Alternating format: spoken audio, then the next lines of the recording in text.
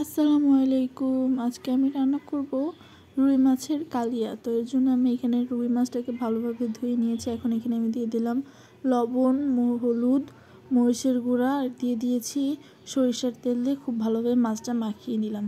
এবার তেল গরম করে মাছগুলোকে একে একে আমি সবগুলো ছেড়ে দিব, দিয়ে হালকা একটু মাছটা ভেজে নিব। এই পাশ ওই পাশ উল্টিয়ে খুব ভালো মতো মাছগুলো ভেজে নিলাম। এখন আমি কড়াইতে দিয়ে দিলাম তেল, দিয়ে দিলাম তেজপাতা, দিয়ে দিলাম আস্ত জিরা, দিয়ে দিলাম পেঁয়াজ কুচি। এখন পেঁয়াজটা নাড়াচাড়া করে খুব ভালোভাবে ভেজে নিব।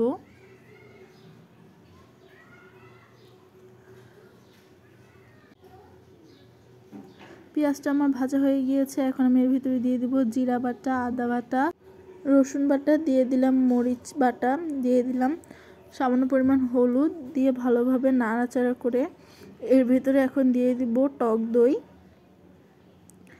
টক দইটা দিয়ে খুব ভালো মতো নাড়াচাড়া করে মশলাটা কষিয়ে নিব।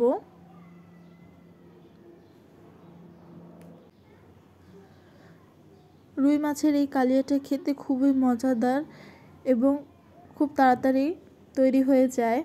এখন আমি এর ভিতরে দিয়ে দিলাম স্বাদ মতো লবণ। লবণ দিয়ে মশলাটাকে কষিয়ে নিচ্ছি। এখন এর ভিতরে দিয়ে দিলাম সামান্য পরিমাণ পানি। পানি দিয়ে ঢাকনা দিয়ে ঢেকে মশলাটা কষিয়ে নিব।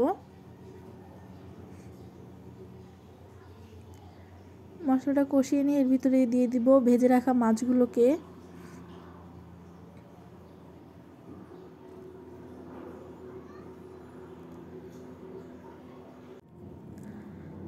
মাছগুলো দিয়ে মশলাটার সাথে ভালোভাবে মিশিয়ে নিব।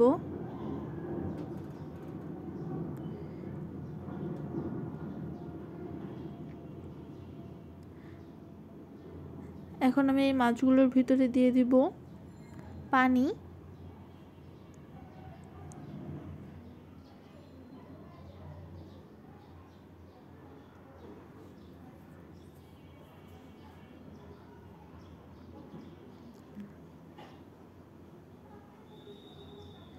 এখন এখানে দিয়ে দিলাম কাঁচামরিচ। কাঁচামরিচের মাথাটা আমি একটু কেটে নিয়েছিলাম। এখন ঢাকনা দিয়ে ঢেকে কিছুক্ষণ রান্না করে নিব।